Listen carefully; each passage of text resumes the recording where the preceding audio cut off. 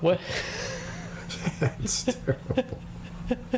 Jesus. That's a Father's Day joke. Oh, God. Well, whatever. Let's go with that one. That's pretty funny. Dennis, it's do you know what day? It's the summer solstice. Oh. The longest day of the year. And here, the hottest day of the year. Well, because there's heat more sun. Index, Yeah. 105. I saw that there was like heat waves up in the Great Lakes area. Yeah. Putting up the neighbor's fence. I'll send you some pictures. It's finished. We got done a day early. Well done. It was quite the ordeal.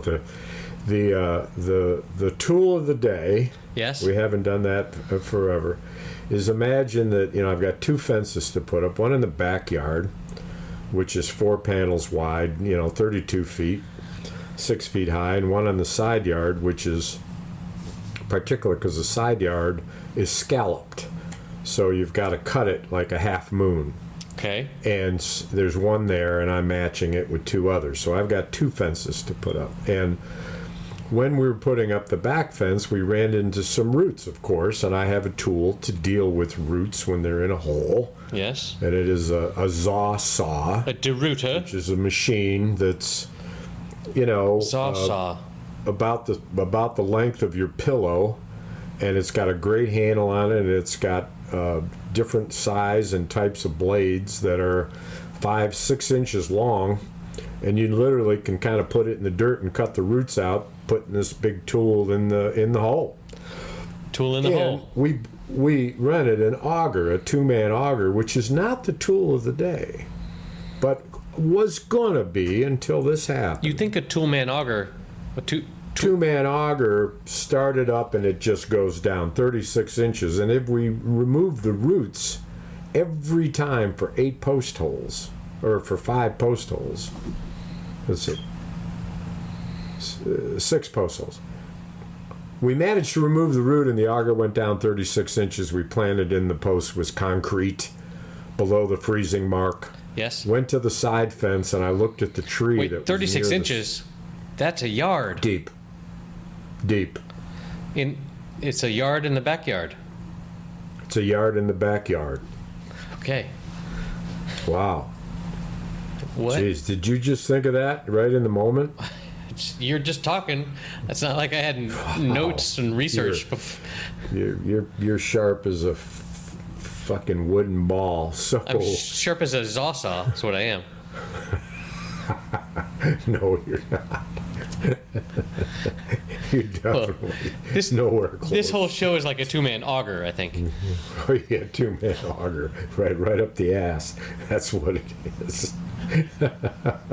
Oh, dear. It's very, very, uh-oh. I'm gonna very unwoke, but anyway, that's the story. Wow. So, the tree there is one of the largest maple trees in the whole neighborhood. Wow.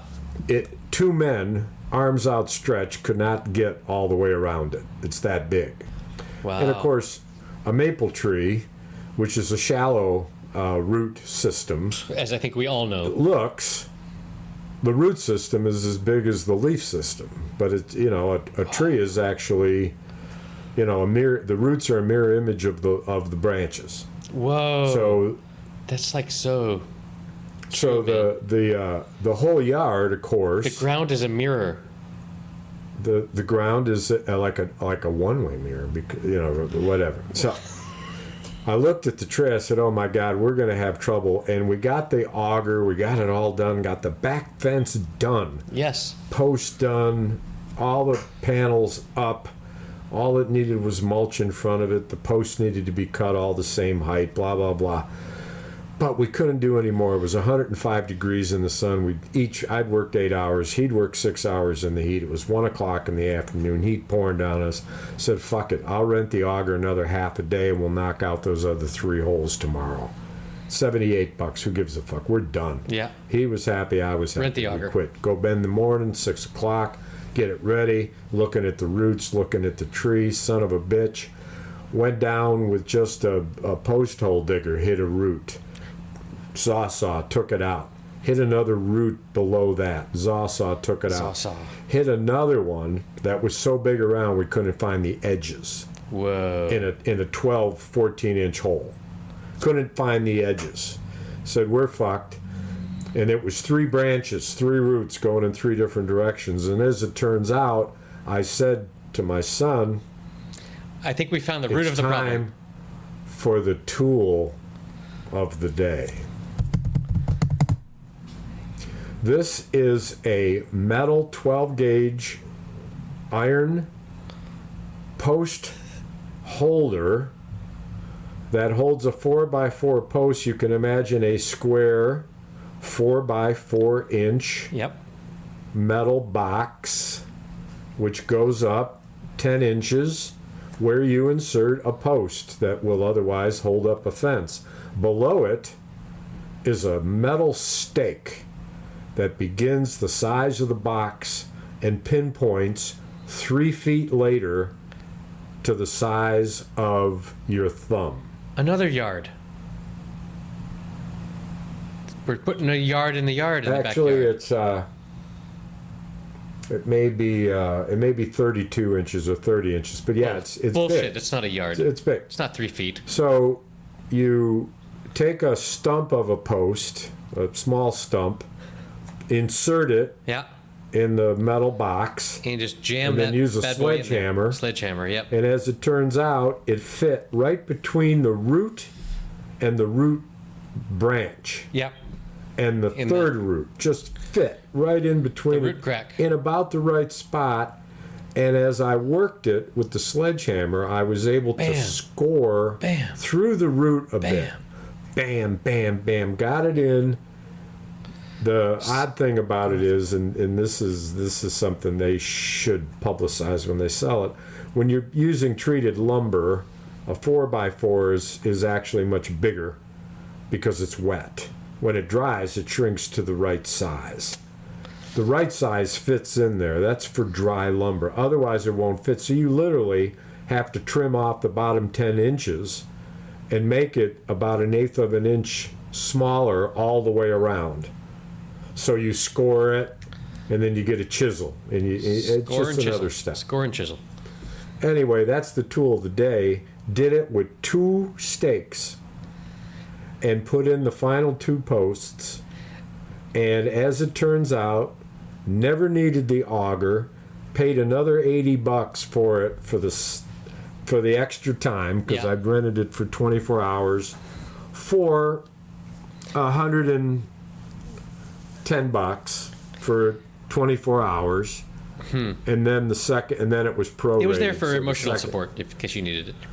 But What's that? It was yeah. Well, yeah, so I guess. the tool of the day, it starts square where you put your 4x4 in, and then is the wedge that goes down, is that round or is that also like a pyramid? that's shaped like a 4-point star, 4 prongs, and about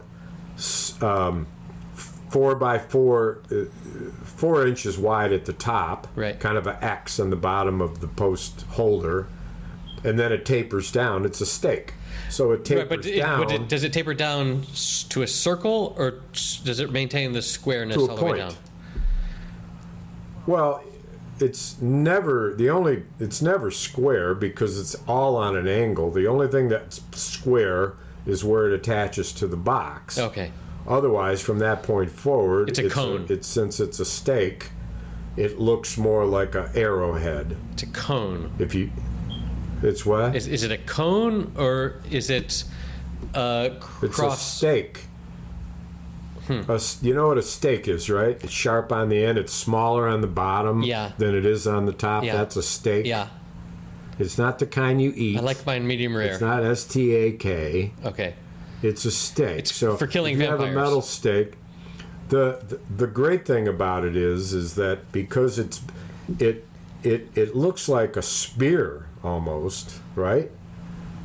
A big metal spear, but because it's 4 inches wide at the top, the deeper you go into the ground, the greater the expanse that the steak is finned. It has 4 fins on it. Finned. That's that See? So the explains it, fins, when you look at the top, you're looking at an X. If you were to Yes. saw the fin steak off the bottom That was of the my box question. and looked at it, it would look like an X. Okay. See, I thought, is it a cone where it would look like a Oh, I know what like you're a saying. circle, You meant, or is a it cone square is, like a pyramid yes, all the I way should have known down? what No, you it's an meant. X. Okay, got it. It's like a cone would be smaller at the bottom. I see what you're saying. Yes. Okay. No, if it were smooth like a cone, Right. it wouldn't work anywhere near as well because there wouldn't be enough grab. It would turn. It could spin. Right. You could put it in the ground and spin it. could This thing you can't spin. Yes. You can't spin it because it's thinned. 4 fins. It's quite the invention. But it's still, $34.28 a piece. and you leave it down there, or you just use that to make the hole that you then use? You know the answer to this. Think about it. We're going to insert a steak in a metal box, and then what are we going to do? Take it out? After we pound it in with a sledgehammer? Would you eat, Yeah. Let me think. did you eat like moron pills before you started the show today? I was. Are you so starving for a question that you just say stupid Sorry, stuff? I got high on my moron supply. No, I was wondering. Your parents would be embarrassed. Your parents would be embarrassed. I was trying to direct our conversation so that I could make a joke about a square root, but it's not. Well, it didn't so work. what you might have said was, so I would imagine as you're looking down at this contraption with a post in it, Yeah. you're looking at a square into the root. Would you call it a square root? That's sort of where I was Tool? going. Right, exactly. Yes. But anyway, And there were 2 of them. So what that means? In another universe, there were 4. Whoa. 2 by 2, baby. the square root of 2 Two is by 2 by 2 holding 4 by 4s. The odds, it's infinity, man. whoa. We need to do a T-shirt like that. A T-shirt like that. It says on the front, "It's like infinity, man," and then on the back we just put some numbers like 2 by 4 by 8 by 2 by 2 right. by 2.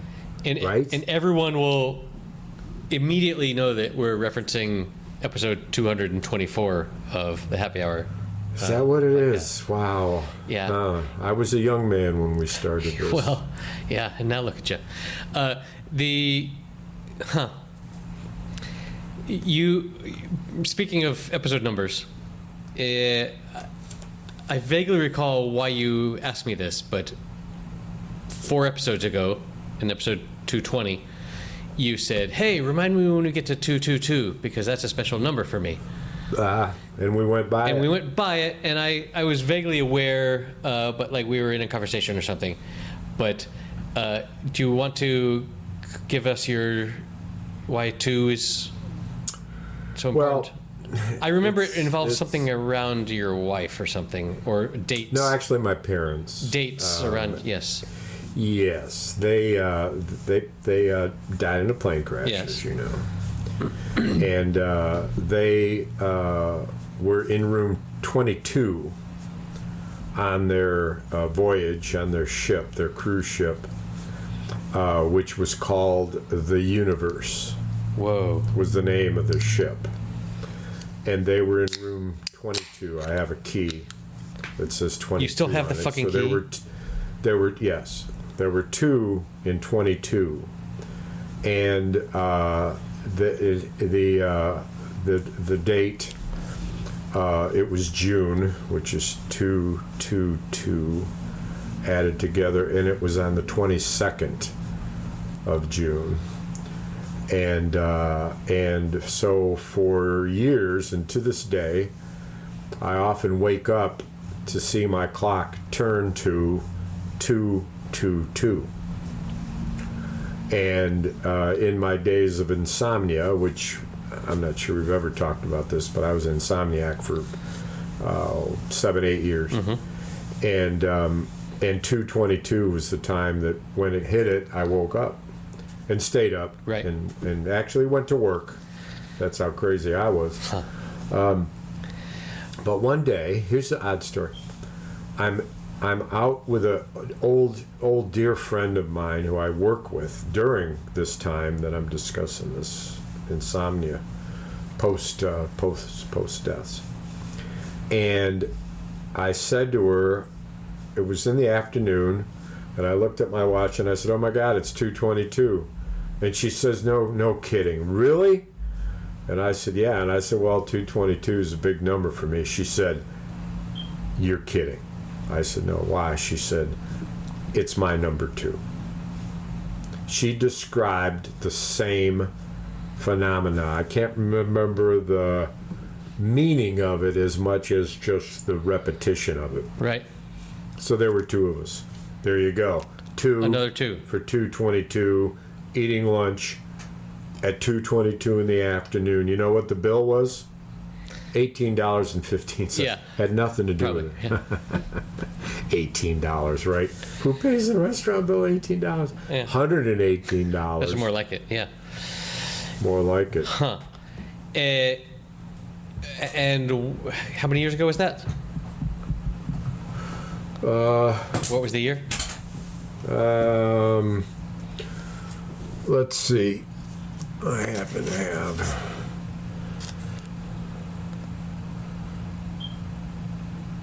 1997. 1997. So- Okay. Wow. 24 and 3, 27. 27 years ago. Okay.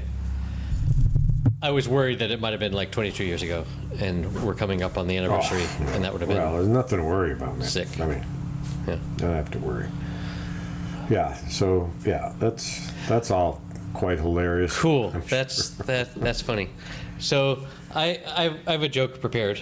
Oh, wow. They This could be trouble.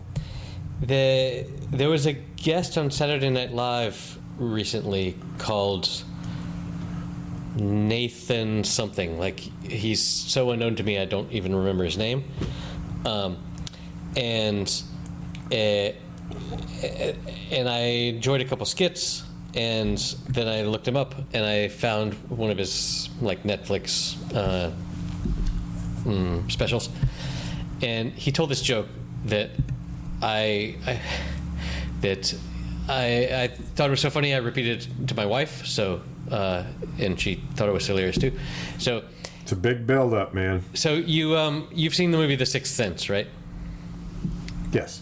Okay, so he starts off. His whole routine is about the shit arguments that he gets into with his wife, which is always kind of risky territory, but also a thing that everyone can relate to from both sides. And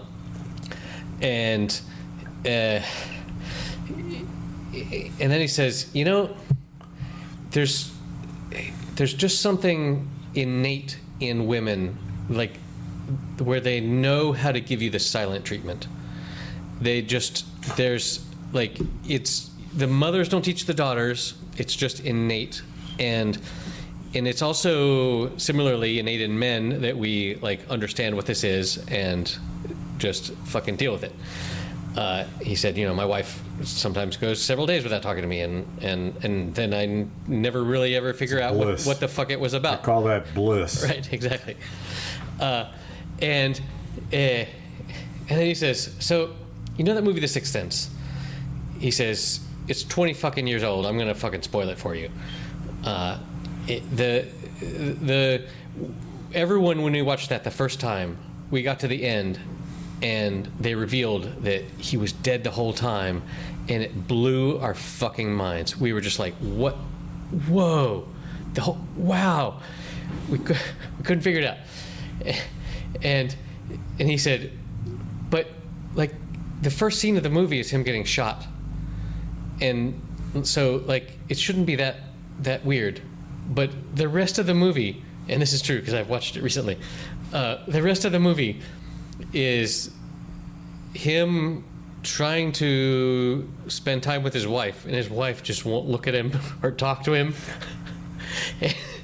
And he said, we find it easier to believe that she hasn't spoken to him in years than to think that he's actually a ghost. And it's true. The whole fucking movie is just her, just like sad, looking away, and he's like there, sitting next to her, and looking sort of like, "Geez, honey, I'm sorry," and she's just like, "I'm not even looking at you."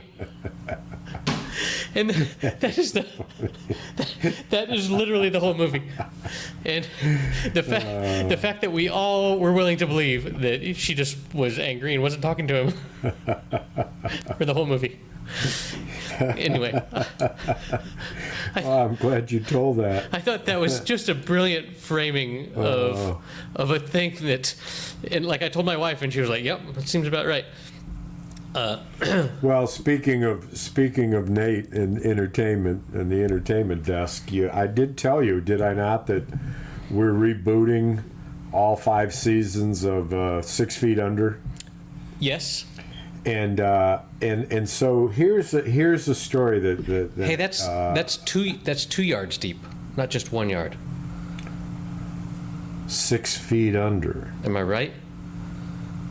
Yes. It's all about depth of yards, Yeah. man. Well, there were 2 holes. Each one was 3 feet. 6 feet under. 6 feet under. So very, very good. Interesting. So here's a phenomena that we talk about. Phenomenon. We've talked about this kind of thing before. Yes. Where we watched the whole series when it came out, religious. We Sure. never would miss it. Never would miss it. And did that for 5 years. Yep. In between, and the seasons don't just jump one after the other. I mean, there's a pause. So it's really takes 5 years. Yep. And then for a birthday, Christmas or birthday present for me, I think birthday present, my wife bought me the box set of 5 years worth of DVDs. And we watched it all again at our new house years later. Right. One after another, sometimes 2 episodes a night, whatever. So here we are now. This was 18 years ago was the last time we did this. 15, 16, 18 years ago. Whoa, how old is the series? It was 2004, so it's 20 years ago. Wow, and then after that you got the 2000. DVDs box set and you watched. Okay, cool. That's true. So anyway, that was 5 years later. So more like 10 years ago. Sure. Whatever. Yeah, 15. Something like that. Something like that. As we're watching episode after episode, there are entire episodes where neither one of us remembers one single thing about the episode. Yep. Isn't that crazy? Not one single thing. Where we look at each other all through it and say, I don't remember ever seeing any of this, which is so good because we really are refreshed in watching stuff unfold. And then we'll see I remember this one. Right. For whatever reason, we remembered some and we didn't remember others, And third time around here, the other thing that we're appreciating in a way that we hadn't quite as to this depth was the amount of humor in the fairly rapid-paced dialogue that goes on. It's a since it's a modern dramedy, right? Right. It's fast-paced as everything has become. And in one scene, to give you an example of this, that we both burst out modern loud from 20 years ago, but yeah. No, it's still well, modern. yeah, well, it was cutting edge at the time. Right, of course. So, I agree. And one of them is when Nate, speak of what got me going on this was your comedian, Nate. Nate, who's new to the mortician business, is hugging a woman who's lost her husband, who ended up being a Ponzi scheme financial crook, and she never knew it, and she hated him for it, or couldn't hate him, and what it was complicated as it would be.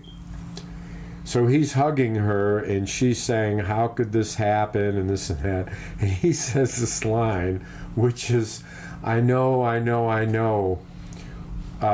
We forgive everybody for everything." And we both burst out laughing because it was like this over-the-top thing that would come out of this dude's mouth. Why, we forgive everybody for everything. But it's one of where we, in the first 2 Viewings. times of seeing it all, that didn't hit us that way. Right. So we're seeing a depth of it.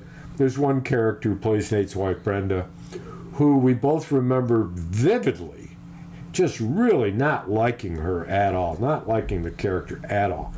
And she was written to be a hated character. They were very good at this. Mm-hmm. But in the beginning, we didn't remember how sympathetic we were to her, and said, "God, I like her. I don't." We learned later why, as it unfolded, we said, "Oh, now we know why we hated her, because then she did this and then she did that," but we couldn't quite remember why. And so it's interesting to me how the memory works, right? And one would say, well, Jesus, man, 5 years. These aren't. I don't think they're hours. They're certainly not a half hour. No, but they're probably like. Well, it was HBO, right? Yeah. So 50 HBO minutes? is going to be more like an hour because there's no like commercial 50 breaks. Minutes, no commercials. 50 minutes anyway. Yeah. Because there's the opening credits and in reminder previous episodes, and then at the end there's next season. So it's 50 minutes. 50 times 10 is 500 minutes a season. Times 5, it's 2,500 minutes. 2,500 minutes of airtime into our brains. What do we come away with? And why doesn't some of it spark the fact that we did see it? It's in our brain. Right. It's in our brain. We just can't tap it. We can't tap it if it's our brain. We can't tap it if it's our spine. We can't tap it if it's our ass. A spinal tap would work. Ass tap. An ass tap would work. A cop tap, top hat, cap tap would work. True. Not a brain tap. Tippity tappity, clappity clappity, cat in a hat. What? Right. That would work. But no. You'd think. What's your thoughts on this? Well, weigh in. Your thoughts. Shut up and let me talk. God damn. Tippity tap, flippity flap. No. I mean, here's the thing. No. So. Why can't we remember it? You would think it would be like your thoughts. Song lyrics, right? Because with song lyrics, I could say, "Hey, do you know the chorus to this song?" And you'd be like, "I've heard the song, but I couldn't tell you the chorus." But then when you're listening to the song, you can sing along with every single word. And it's because of the way the memory is stored as... I guess this is the way that people learn their lines in acting, is you base the next bit on the previous bit, and so you just have this chain that once you get to this particular part of the scene, you know the next bit. And I can attest to that for learning songs, like playing songs and singing songs, but I've never really learned lines in a play. But it's hard. But it's and the people that are really good at memory, like there are techniques where you like visualize and have mnemonics and stuff where you at this particular, you want to remember these 75 random numbers or the order of cards in a shuffled deck or something, and you can teach yourself a way to do that where it feels like you're walking through a room and you visualize things. But for content that you've consumed, yeah, it's just kind of crazy. Like, you can go back and rewatch stuff almost endlessly. I've gone back and I'm rewatching Seinfeld because it's just when I want to sit down and not tax myself too much, I can put that on and it's funny every time. Well, and so here's when I think about you not being able to remember things, it makes sense to me. I mean, I can imagine why you couldn't hardly remember anything, but me, I just can't understand it. I mean, what are we talking about? I said I can imagine why you wouldn't remember stuff. Oh. I can't imagine why I won't, because right, we're talking about posts, right?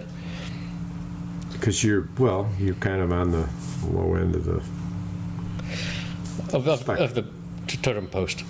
Yeah, and also all the science about memory is that every time you remember something, you're overwriting the memory. So you the idea that our memory is a thing that's written down that you can then continue to read forever and ever is not at all true. It's more because you change it in your brain to suit yourself. Well, no, but every time, so it's more like if you imagine like a computer where you save something to disk or whatever, but like every time that you remember that night with your wife or whatever, you're like loading that out of disk into memory, thinking about it, and then you're overwriting, you're like destroying that previous record of the memory and saving a new copy that you've just sort of fucked with in your brain, like without wanting to. And so the things, like the most accurate memories you have are the ones you never think about.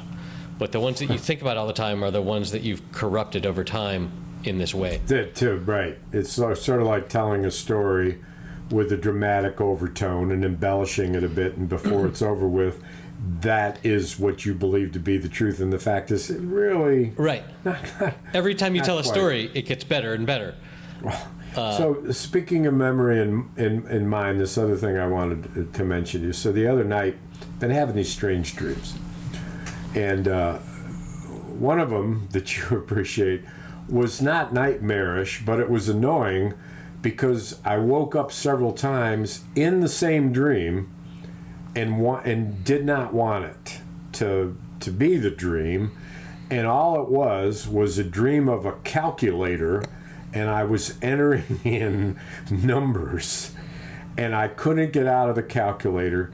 Another one was a recipe for a drink that when you made it right, it kind of had smoke come out of it, and someone was selling it with the smoke and without the smoke, and it was the same dream again and again about this product. So these are the strange things. But here's the one that struck out.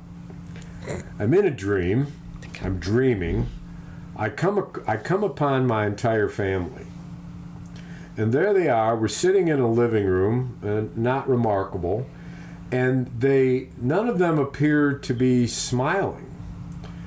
And I say to them, wow, it's kind of strange in here. And my youngest daughter looks at me and says, yeah, I was feeling it's strange too.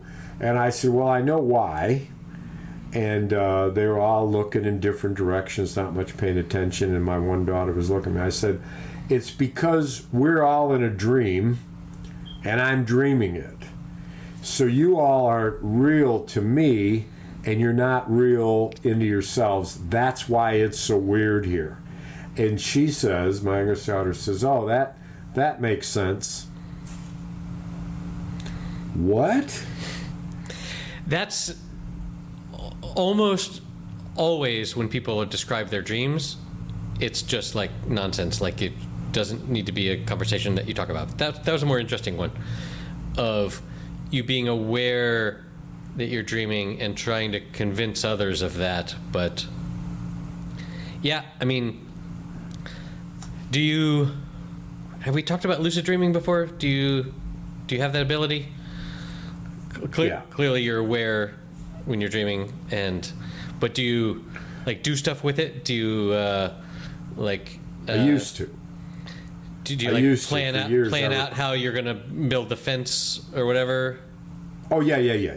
I stage my one thing I do before I go to sleep if I'm working a contract now, as you know. So it's a lot of thinking and planning and how to present complicated information in a way that meets the goals of the thing I'm writing, and it takes some thought. And so I will take scads of information, different documents I pull together that I have to coalesce into a relatively brief statement. Yep.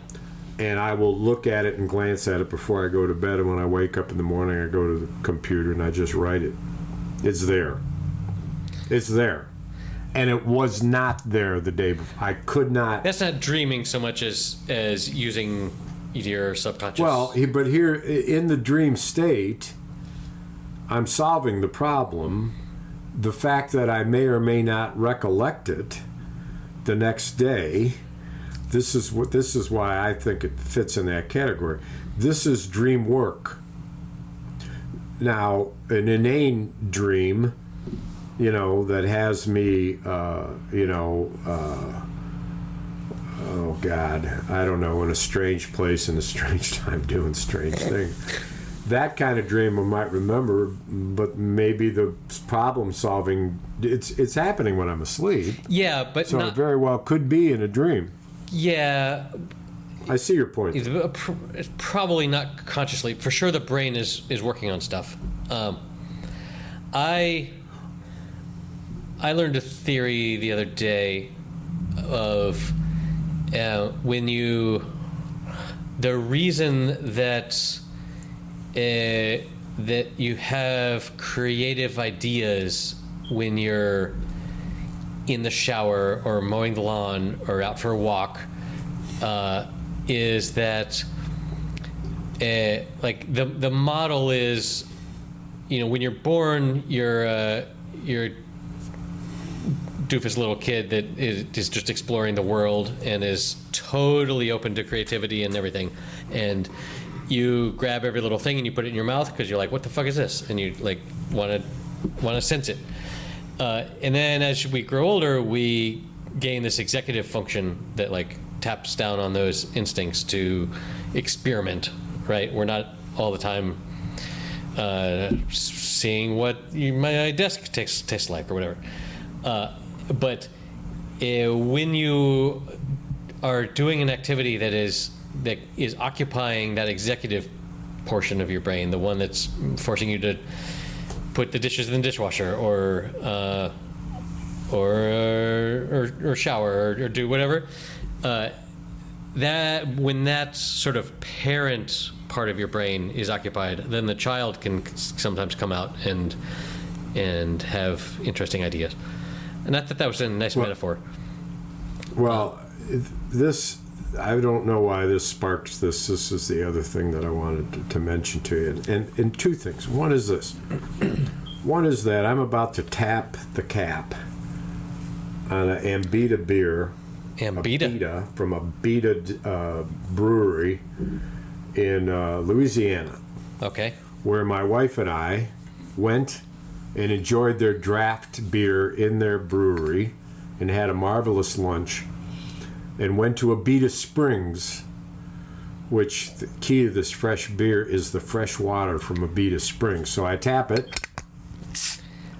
Oh, God, that was good. That's what everyone says.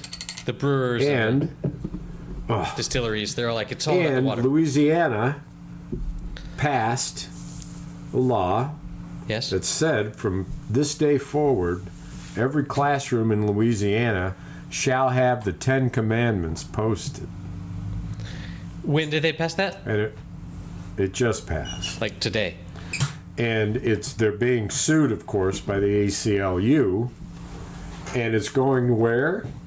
To the Supreme Court. that has yet to decide about Trump's claim of absolute immunity. And they're waiting and waiting. It's getting close to the election. Next week is the debate that I predicted wouldn't happen, and it is happening. This is how close we're getting, and the Supreme Court will say, we can't decide on this now because we think that it could have an effect on the election. When has that ever stopped the Supreme Court or the FBI or like? Well, it stops the FBI, that's for sure. FBI is not allowed to talk about an active investigation. That's why what James Comey did to Hillary Clinton. That was where I was referencing, yes. Travesty. That was Department of Justice. Oh, sorry. Who broke their policy of talking about an active case, while the case was active. Go figure. I don't know why they call it an active case. What's so funny to me about this sort of thing is how dumb the Ten Commandments are. They're dumb? What did you say? Look, God is dumb? The Ten Commandments are. Look, the first 3 or 4 are all about, hey, no, really, guys, I'm the God. I'm the only God. Stop worshiping other gods. It's all very selfish. But no, I am the Lord thy God. Thou shalt put no false gods before me. Right, but now it's hilarious because we're like monotheism is so ubiquitous that it's like what other the children of Louisiana, do they understand what the other gods are that should not be put before? Right. Like which ones? Which you mean? Remind Poseidon? me again. Which ones I'm not supposed to think are gods? Right. Exactly. But you know what one of them is? Money. Capitalism. Well, that's sex. Greed. That's the implication for the modern day, but that wasn't the original. Theologians. That wasn't the original. The original, when, of course not. When it came out, there were actual other Rammus. gods. It was Rammus, the goat god. Hey, that's my great grandfather. Rammus. I mean, that's like my last name. No, but the and then yeah, it's close. It's all like we need 2 different things to be like not being jealous of. You've got 10 possible bits of wisdom you can give to your sentient creations on Earth, and the first 4 are all about no. I'm the real one, and then honor thy father and thy mother. Like people have trouble with that, and who in Louisiana observes the Sabbath day? Like a lot. The Sabbath day being Sunday for them. Okay, well, that's not the original meaning. Well, true enough. I mean, and don't covet they your were neighbor's Jews after all. Your neighbor's ass and wife and slaves. It's like you can't covet. Yeah. So that's a low bar. That is one low bar. Like the don't think that. Right. The school children in Louisiana are coveting the followers on TikTok that some celebrity has. They're not thinking about their neighbor's ass. Speaking of TikTok as a mild interjection, you remember, the second largest school system in the United States is Los Angeles County. Sure. They outlawed Los Angeles County, LA, that's big. I've heard of it. They outlawed during school hours all forms of social media. Banned the use of the instruments, the tools. This is a big mobile deal phones in this country. Yes. Well, so-called cell phones, yeah, I suppose. I'm they're sorry. They're not. Outside of the U.S., we call them mobile phones as opposed to cell phones, but sure. Well, I know what they're called, but that doesn't do them justice. They're fucking computers. Well, yeah, of course major. they are. Of course yeah. Of course, but they're pocket computers. But that's going to be really interesting because we, as a society, need data on that, because there's lots of people that can claim, oh well, this is causing this, but until you actually have a control group where you take them away from some people and let other people have them, yeah, I think data is one thing, but there's also just observation. I mean, when you walk into a schoolyard and you're literally looking at people sitting on picnic tables, 4 or 5 people to a picnic table, 10 picnic tables, all looking down at their hands. There isn't one single conversation. Of course, not one. Yep. That's observable. You take those away, and what you will observe is conversation. Now, they'll be bitching about not having their phone. Well, that should be some interesting data. Now that you don't have a phone, what is it that you talk about? What's the number one issue? I'll guarantee you it's that I don't have my phone.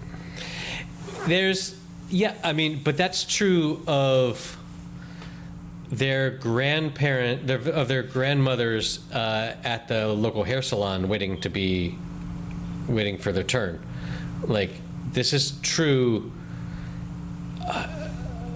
for many generations are now just sit around and look at their phones.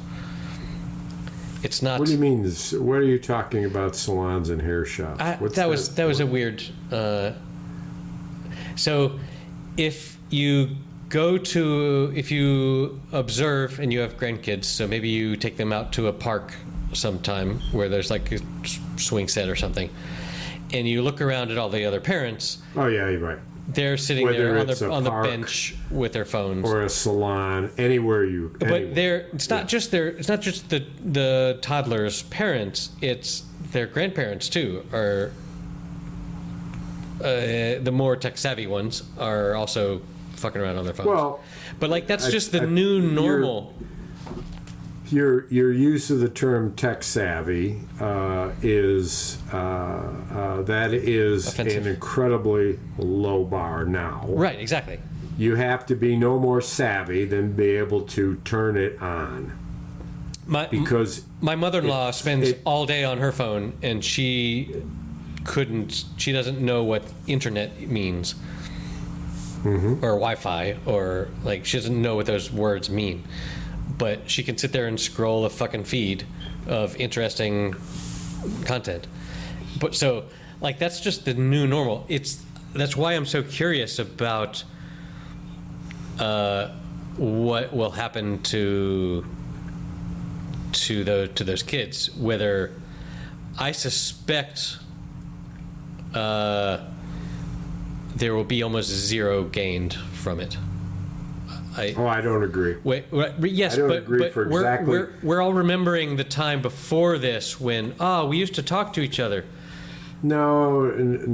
This is why I disagree. It's why I said what I said, which is that the fact of the matter is, if the goal is we want them to talk to each other, that goal will be met immediately. If anything else than that, like lasting effect, meaning what? Is it going to affect their addicted brain? Is it going to, are they going to then do twice as much at home? Probably. If the goal is, do you know what they're doing on their phones? They will talk to each other, right? On their phones, they're talking to each other. They're chatting. They're sending this or that. No, they're not using their vocal cords in their eyes. Touche, you got me. Well, actually, Jesus, now the youngsters do fucking send voice. As someone my age, I'm really there is the goal of the communication is human interaction, And in a conversation that's on a device, it's not human to human interaction. It's human to device, device to human.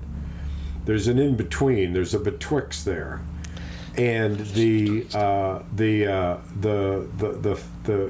observation, the goal, right, is to see the students, 10 picnic tables, 4 kids each, 40 kids, that they will be talking to each other.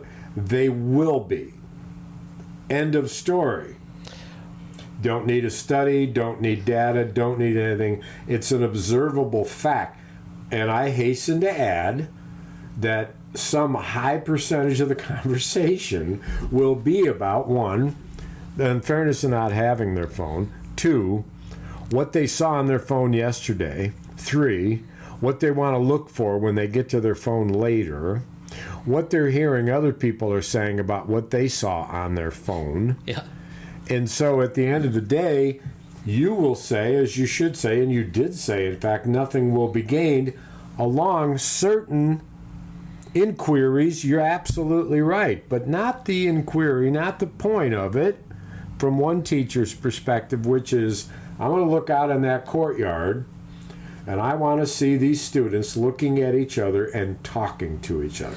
End of story. Okay, but is that... my cynical take on that is because that's the way it used to be, and that's the way it was when I was a kid, and that's the way it should be because it was the way when I was a kid. And the other take is because it's better for society in some way.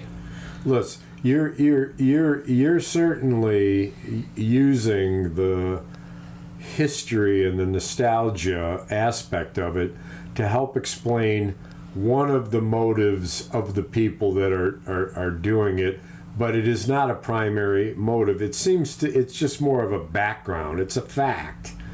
Because the goal of the observation isn't about that happening like it used to. It isn't about them talking about what they used to. It isn't about them doing things that kids used to do. It's about one simple thing. People, students, interacting human to human without machinery between them, regardless, 100% regardless of the topic. It takes eyes, it takes ears, it takes vocal cords, and on the side, it will engage in touching. Because when people talk to each other, they are touching each other. They're touching their arm, they're touching their hand, they're laughing, they might slap each other on the back. Who knows? But there's an implicit assumption that is better by some metric. It is better. Of course it's better. It's science. Well, no. It's simple science. People who have no interpersonal communications are not able to communicate very well.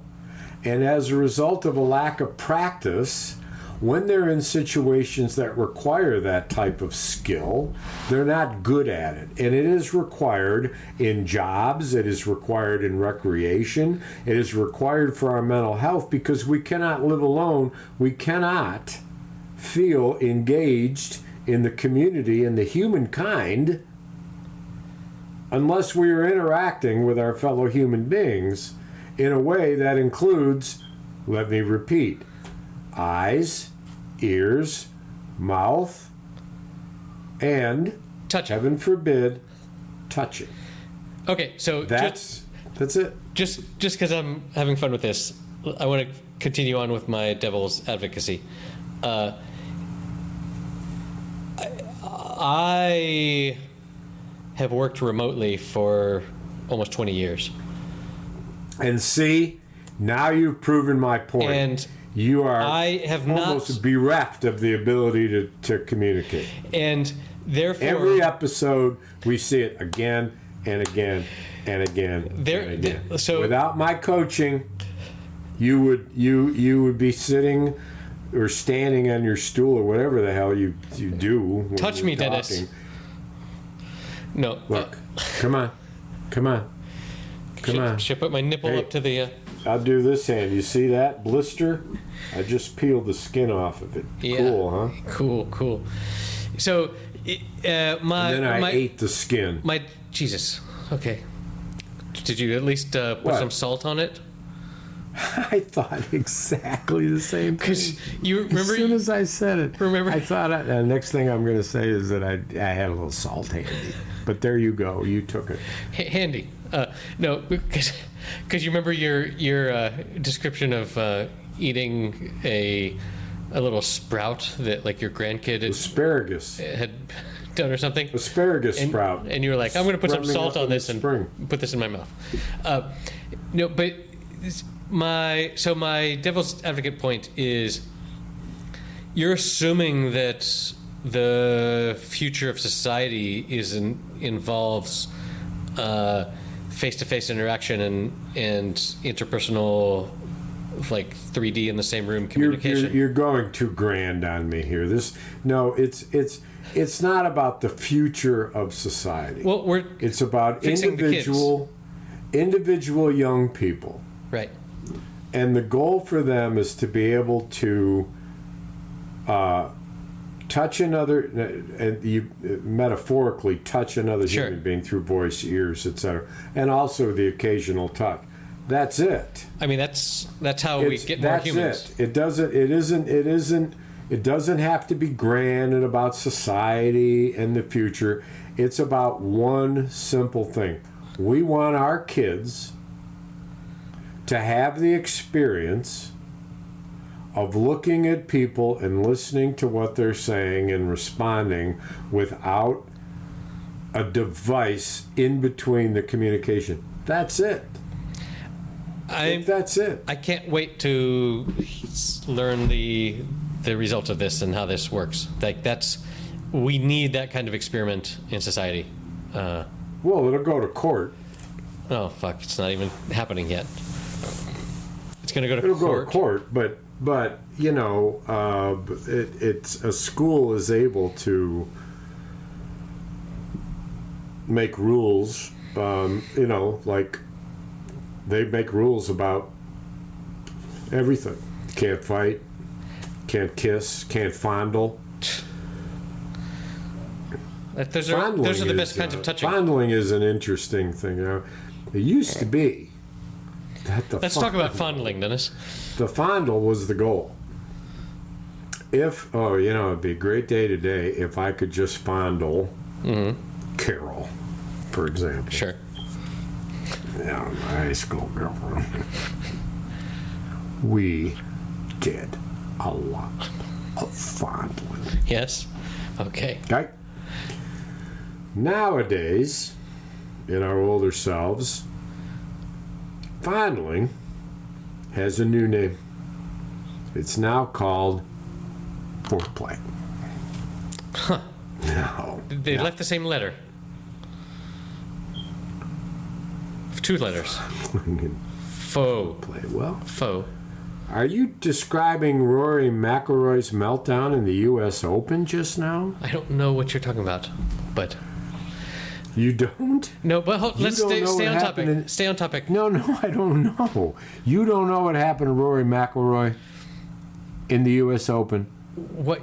Up by 2 strokes with 3 holes left, had a meltdown, missed 3 fucking putts within 3 feet and lost to Brian DeChambeau. You don't know this? I mean, maybe it just sounds like golf to me.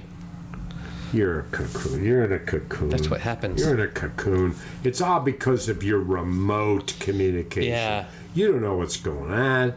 You don't know what's happening. You no idea. Did you see You haven't reached out. I've reached out to Rory. You haven't. Why would you? You know, it's all hypothetical. Yo, Armac, I call him. So You call him Armac? I've never heard you call him Armac. it's because I call it to him, not to you. Oh, hey, Armac, what's up? Hey. What happened to Tiger in the U.S. Open? Do you know? Didn't make the cut, bro. Wow. Didn't make the cut. Missed one birdie putt that could have got it out. Look, all the missed putts could have got it. That's Coulda the got way it. the math works, man. It's like Right, is that Right. putt? Is this putt? Is all the putts? it's all the putts. Well, all the putts. Speaking of which, reminds me again of you. Yes. Because I'm a putz? Putts. Yes. What's the movie where the term putts was prominent? Prominent. I recall that there was a movie. I was gonna go. While you were sleeping. Is that when you watched it? When I was sleeping? While you were sleeping. I watched it while you were sleeping. Okay. As opposed to the way that you watch movies, which is that you Well, watch movies while you're sleeping, Yes. and then you can't remember like the main thing of the episode. You mean like And I've done it myself. you mean like all of 6 Feet Under that you can't remember? Just saying, call it back. Oh yeah, low blow. I'll never divulge in you again. I can't trust you. You can't. I can't trust I'm you. gonna. All your computer I'm gonna broadcast learning this. in your virtual, friends. Reality. They're not even people. They're not even people. They're not even people. They're images. They're People. fake. They're AI generated fucking people. It's true. You have no company. It's true. This isn't your life. This isn't. No, none of that exists, bro. Yeah. None of it. What? None of it. You still None of it. believe in these calls, like None of it. Like Hey, we're actually here's doing the other something. thing. I'm not here. You're not there. We're not talking. we're not anywhere. You're not making any sense. 224. You're not making any sense 224. because I'm dreaming this right now. 224 my ass. That's what I say. No way. 2-2 foe. 222. 2-2-2 Well- plus 2. Time to go. Yeah, it seems to be that time. I'm sorry for taking up all of last episode with my Greek talk, but I had stories to tell. Well, it was fascinating to me. I mean, I was there with you the whole time. Yeah, But it was in fact the entire. it was an Eric heavy episode. I will just go. But fascinating. Yeah, Step by step, in incredible detail by incredible detail. I mean, I like it when you tell stories and we understand what it smelled like in the room, what the colors felt like, what it was like when you touched the. Oh, wait a minute! You didn't mention any of that. no. So, guess what I'm doing this Sunday? Guess. You're going to Croatia. Nope. Oh, you're going to North Carolina. I'm going to kayak down the Johns River with Phil.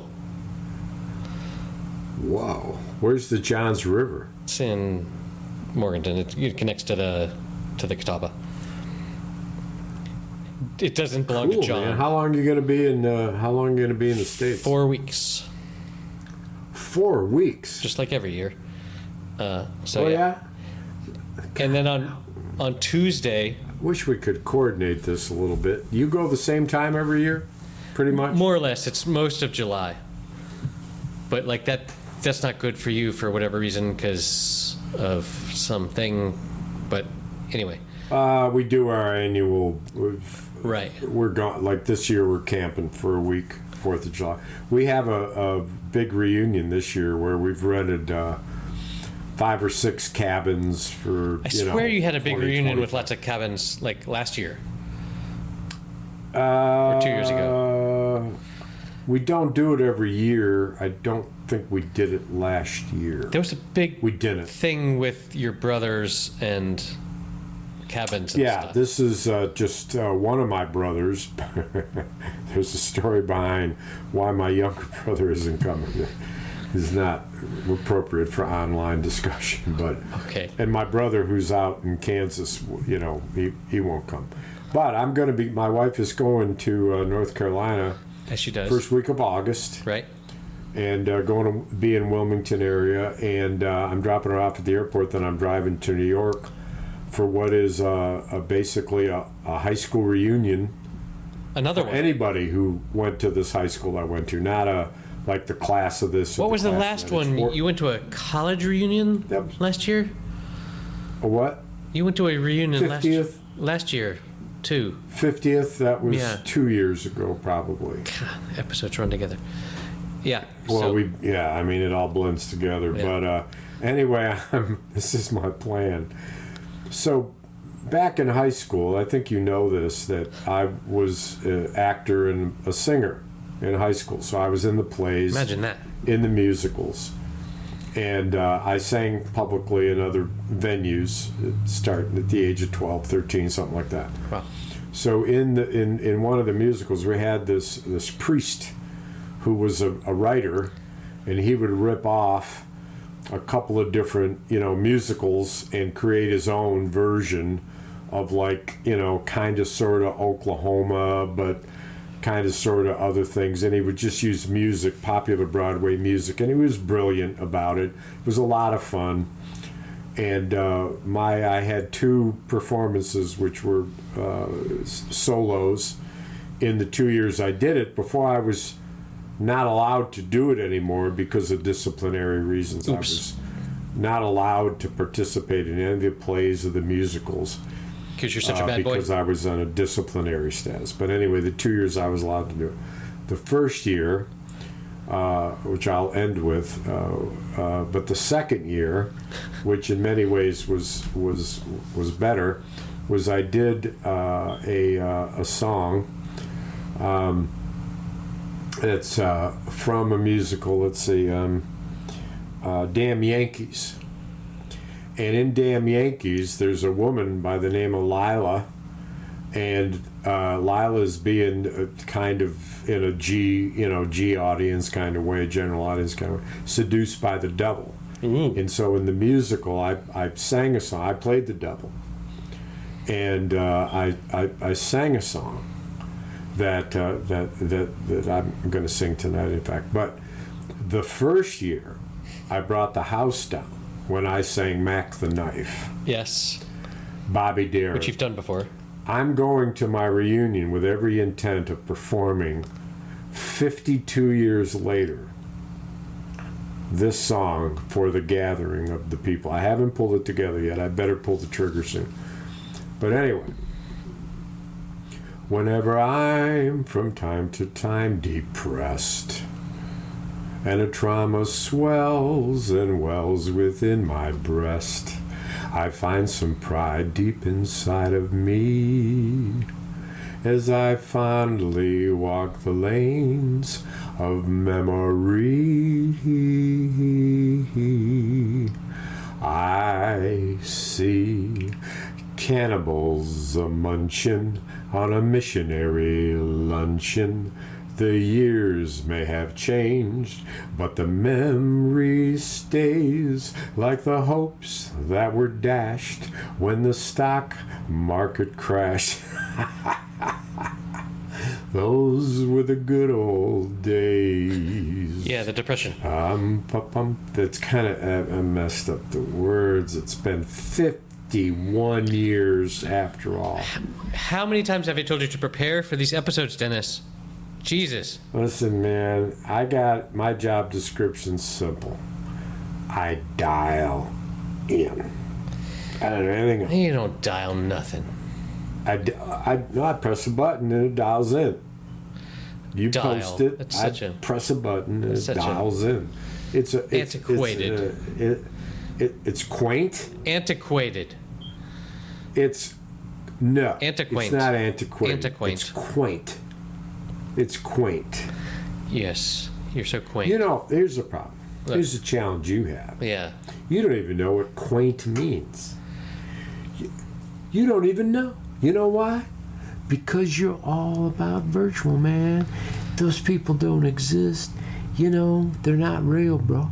They're not real. You gotta wake up and smell the fucking coffee, man. Mm-hmm. Uh-huh. Mm-hmm. Mm-hmm. I mean, I know the word ain't because I'm from North Carolina.